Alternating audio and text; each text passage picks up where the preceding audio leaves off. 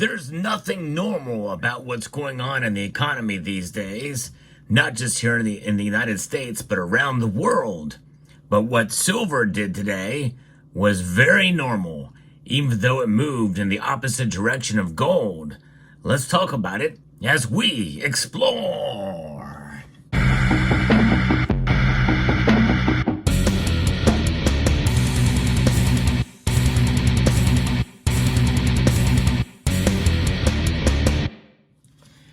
Now, what is normal? That is a question that one could ask in a situation like this, because precious metals always do weird things, but in terms of the price. But one thing we do know is that the natural market is a very powerful force, and psychology is a very powerful indicator as to where the markets are going to go and how they react.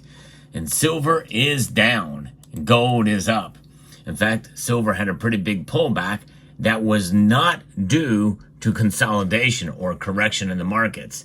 That is not what caused silver's price to go down today, even though one would expect a little bit of a correction after we saw an absolute explosion in silver's price yesterday. A 5% move is a dramatic move in silver's price for any given day. We don't see that very often at all. But silver has pulled back 0.83% moments before the markets close. I'm looking at the Kitco prices, and silver is down 26 cents right now to $31.89. It did get up to as high as $32.33 today, and it's recovering from a low of $31.54 today.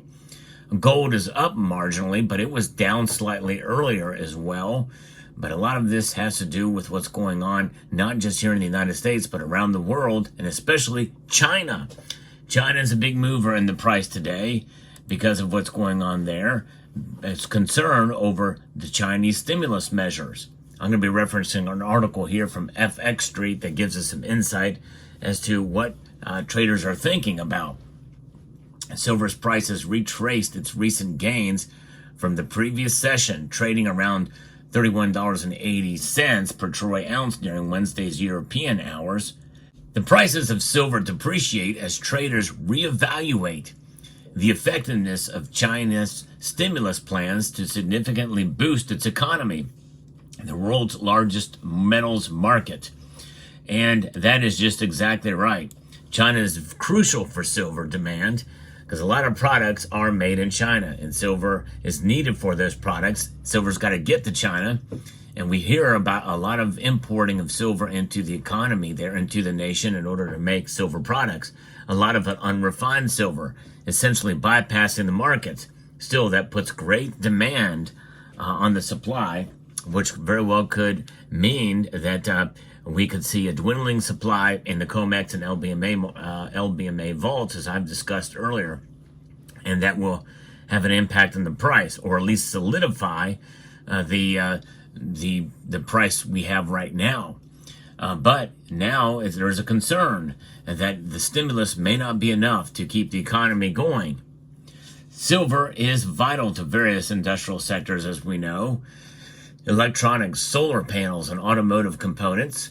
As one of the world's largest manufacturing hubs, China's industrial demand for silver plays a significant role in driving the global consumption of this precious metal.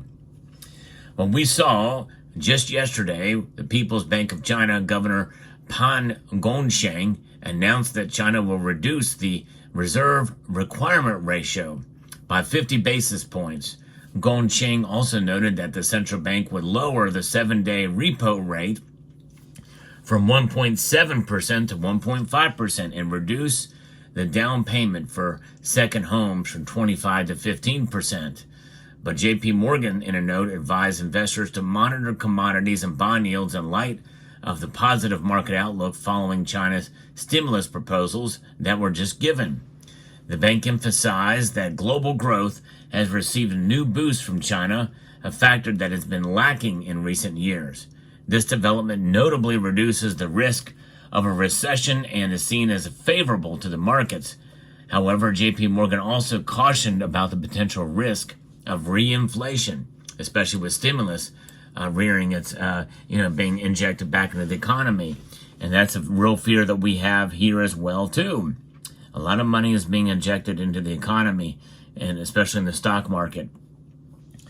The downside risk of the safe haven silver, and by the way, its trade today is definitely not as a safe haven. Its trade is as a commodity. More on that in a moment. It may be limited due to escalating tensions in the Middle East. An Israeli airstrike on Beirut killed a senior Hezbollah commander yesterday, heightening concerns of a potential full-scale war as cross-border rocket attacks intensified. In fact, there's now talk that they may there may be a ground incursion into Beirut or Lebanon. An Israeli airstrike killed the senior commander, and now there is some intensified situation. Hezbollah confirmed that the senior commander Ibrahim Qubbasi was killed in the Israeli airstrikes on the Lebanese capital, as previously reported by Israel per Reuters. And it's just been confirmed here. So we still have geopolitics playing a role, and I think that is going to keep prices of silver staying above $30 for now. With it pulling back, though, today and gold going up slightly, it means that there are times like this that we cannot blame on price suppression. It's just market activity. And I believe that, there are things that occur in the short term with high-frequency trades, fear driving a lot of it. And maybe some of that fear is a manipulative effort regardless as well, or to add on to it that can get the prices down. But we're now in a situation where silver is going to oscillate. It's going to move around.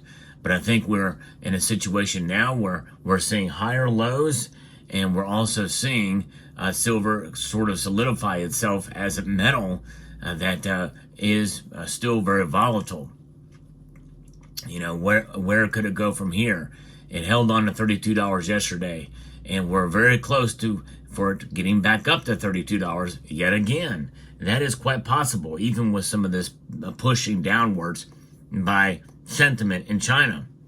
But one thing is for sure, as silver stackers out there, we need to be ready and agile in this kind of market, and know that there are going to be radical swings in one direction or another. Today's price movement does not surprise me in the slightest. And as I even warned about it in yesterday's video, that we could see a correction or a pullback. Of course, this was not a correction. It did pull back, but for other reasons. Psychology and news plays a role, a pretty big role. We also have election season here, and we are certainly at the height of that, and that's going to continue.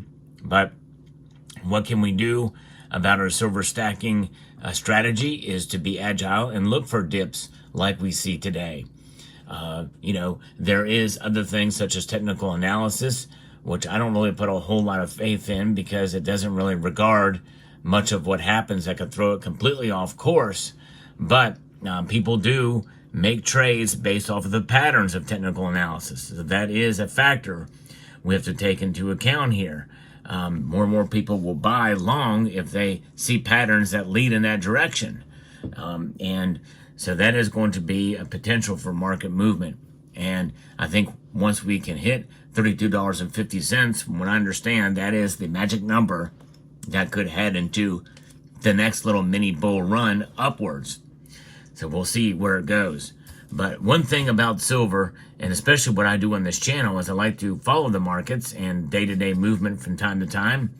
And a move like today, it's worth talk about it, mainly to kind of just educate the audience as to what kind of factors weigh in on price movements from one day to the next. It's China today, it could be Japan tomorrow. And you only hear much about Japan and moving the markets for silver. But I have discussed it in the past, and there are things that sometimes will creep up that are completely unexpected, that come out from a region of the world that you don't usually associate with silver demand or silver price movement. And I try to cover some of that stuff in the news and bring it to you so that you can make an educated decision about whether or not to buy, sell, or hold. And so that's the perspective I want to give. The other perspective, which has been a sort of a reoccurring theme this year and certainly will continue into next year, it really is something that you should understand outside of the price movement of gold and silver. And that is, it is a wealth, it is a savings vehicle, an insurance policy, if you will, outside of the current system from which we find ourselves apart. That system is very much corrupt. I think all of us can agree, no matter what our political viewpoints are, they are corrupt. And the dollar is losing value, and we are paying the price for it. So having gold and silver outside of the system, I think, is invaluable. And this is why I continue to hold it and spread the message that having silver in your portfolio through the long course of time is a wise move.